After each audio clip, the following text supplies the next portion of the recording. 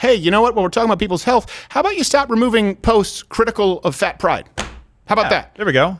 How about you start removing posts of, doctors and medical experts and people from Mayo Clinic and Johns Hopkins? How about you stop removing if you're so concerned about health? There is a tie-in here a little bit. So let's talk about this first, Facebook, and this all goes back to, you see Spotify, what happened, and with Joe Rogan, and a lot of people have been talking. It's become sort of a cultural movement. Look, the left right now is on a censorship purge. Let me be clear about this. Spotify is just the beginning with they don't want a label. And by the way, that if Joe Rogan never uttered the words COVID-19 or coronavirus or pandemic, they still would have gone after him. It's about eliminating competition because all cable news programs combined don't have the listenership of Joe Rogan. And it's just him and one guy basically in a den, I think, in his house. I don't know. He used to have a studio there in Los Angeles. But the point is, it's far lower budget, reaches far more people, and they can't have that. They need to keep their gatekeepers in place. That's what they require. And so the left right now, they have the same problem you see with Trudeau and the Convoy. But we also addressed Jen Psaki the other day and Joe Biden complimenting Spotify, saying that they're not doing enough. Yeah. We also have other government officials, and this ties into Facebook that's trending right now, but for all the wrong reasons, other government officials demanding that Facebook get more aggressive with its censoring. So I'm sorry. By the way, this next person who we have, she's obviously held elected office, also has a Victoria's Secret catalog coming out. Oh, no. Here's AOC talking about Facebook. Ooh.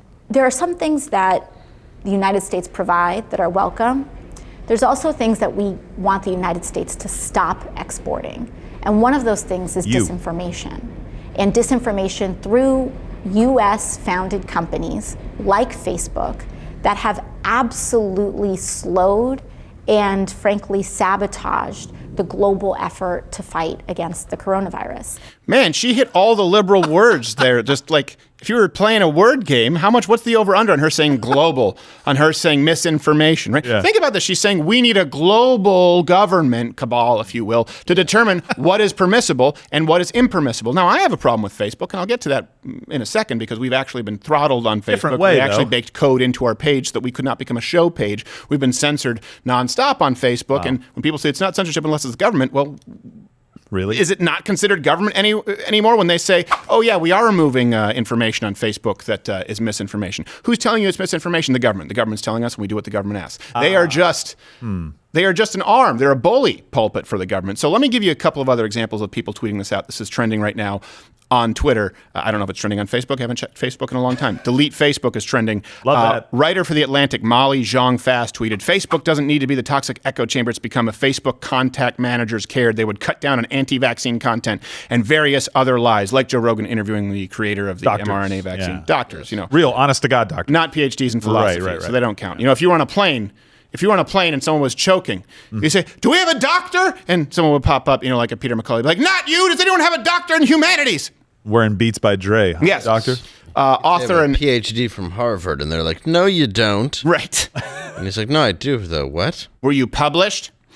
Author and LGBTQ activist Amy Siskin tweeted, Facebook, we are the most despised brand for being a platform that spreads disinformation. Spotify, hold my beer. Of course, you all love Brianna Wu, Progressive PAC director. She's around, said, Facebook is really on the path it deserves. It did nothing to rein in conservative hate speech and disinformation, and now its user base has stopped growing. No one wants to hang out with their crazy uncle. The meta play is a desperate and sad attempt to regain coolness. Now, see, you saw me do a change my mind, I think 6 or 7 years ago, that hate speech is not real. And people say, well, people can speak hatefully. Yep. But guess what? That was a Trojan horse that allowed it in. Now we have another one. Misinformation. What does that mean? Well, it's, what was considered a lie yesterday but is accurate today. So what is misinformation? Well, like 6 months ago, if you said that if you were vaccinated, you could still catch it or spread it, that was misinformation then, and it's not now. What about the Surgeon General saying, don't wear masks, they don't help? Well, no, that wasn't misinformation, but then it was misinformation, and it's not. So they can determine what it is. Hate speech? What is hate speech? Well, they can determine whatever hate speech is, and I'll get to this in a second. It's absolutely terrifying. Now, Facebook has seen a 25% nosedive in their stock. 200 million lost in market value. That's 18, the first drop in users in their 18-year history. Oh, wow. Now, here's the thing.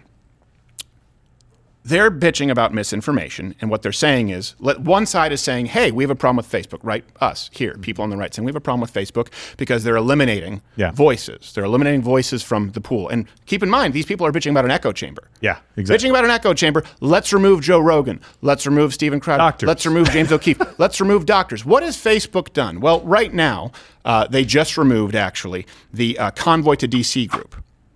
And this had 130,000 members. Holy cow. And this is something, of course, that was modeling the Canadian, obviously, Freedom Convoy. And we'll get to BJ Dichter in a second. But when we say, okay, we have a problem with Facebook, well, let me tell you exactly how I have a problem with Facebook.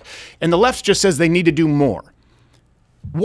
This is why this is terrifying. These are elected officials, right, saying Facebook isn't doing enough. You need to remove more misinformation. Well, what has Facebook done? Facebook has throttled conservatives. Facebook removed the page of a sitting Republican president. Facebook removed the pages of doctors, by the way, early on in this pandemic. Remember when they said a lot of these measures aren't really working, which now has been confirmed by Johns Hopkins, by the CDC, by the WHO when they were talking about full lockdown measures. Yeah. Not even saying anything about masks because we could get removed from YouTube because, Jen Psaki made a call to Wojcicki. So this is what they've done.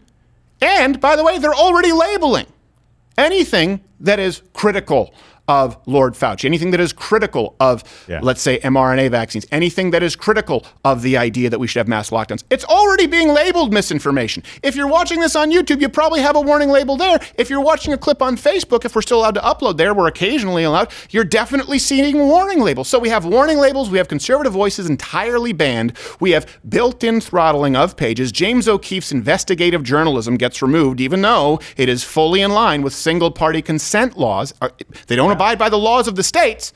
They abide by the requests of the federal government. And you have people like AOC and Jen Psaki and Joe Biden saying they're not doing enough. So what do you think they want? They bitch about an echo chamber, but what is it they want? They are on a censorship purge. They think they smell blood in the water with Joe Rogan, and they want to remove voices that they don't agree with. I'm so past the silly libertarian argument that go create your own Facebook. No, exactly. This is not a free, open economy when the government can pressure them into doing their bidding. And Facebook and YouTube and Twitter, they've bragged about having meetings with government officials and being acquiescent. This is not an example of a private business saying, sure, you know what, we'll bake your cake. We're just not going to take part in a gay wedding. That is not the same thing as one of the biggest companies that has ever existed who receive countless tax benefits and protections under safe harbor laws, saying we're going to do exactly what the government tells us, and now the government's saying you're not doing enough. There are still people running against us who are on there. You got to get rid of them. Trump was a good start. James O'Keefe was but get rid of everybody else. Right, and it's not just limited to health, right? Saying, oh, this is what's best for people because you're actually affecting people's health. You're causing them to die. There's so many stories. The Hunter Biden laptop, the Russia stuff that was going on that they did let go through, right? Peeing prostitutes and everything else going on. And then they kick something out that directly affected an election. Hey, you know what? When we're talking about people's health, how about you stop removing posts critical of fat pride? How about that? There we go. How about you start removing posts of, doctors and medical experts and people from Mayo Clinic and Johns Hopkins? How about you stop removing if you're so concerned about health? How about Ron DeSantis talking to 3 doctors from places that are the most revered in the world? I believe it was Oxford, Stanford, and Harvard, right? Yeah. Having a conversation with his citizens at the time, sitting governor of one of the biggest states in the United States. And before we go to Canada, the man BJ Dichter in Canada, look, when everyone talked about Donald Trump being an authoritarian fascist, okay, sent out some mean tweets, got it. Do you ever remember Donald Trump, let's say Ted Cruz, let's say Ron DeSantis, people you don't like, right? If you don't like them, can you point me to a single example of them saying, hey, Facebook, YouTube, Twitter, you need to remove more content. You need to get rid of these people. Or did you see them bitching about social media saying, you need to stop removing content? There's a big, big difference.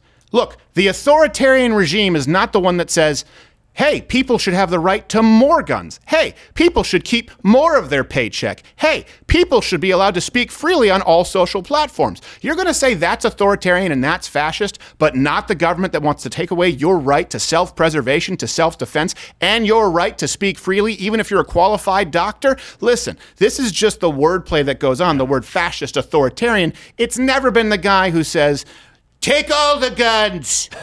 take all the guns and post anywhere, because that's how I get control, is by allowing you to protect yourself and speak freely. No, just because Joe Biden looks like he has pipe cleaners on his head and puts on a nice guy, gee golly, Will Rogers act, does not mean that this is not a dangerous, authoritarian time in our country. And you know why this is important, people? Look, we just said this yesterday, I don't want Whoopi Goldberg to be removed, and that wasn't censorship. That's a network. They have the right to do it. I think she made a silly statement, and of course I'll call her out for it. But I don't want to see people removed for opinions, and I certainly don't want to see it on social media, because all great civil rights revolutions start with speech. You give that power over, you don't get it back. Watch Louder with Crowder live, Monday through Thursday, 10 a.m. Eastern.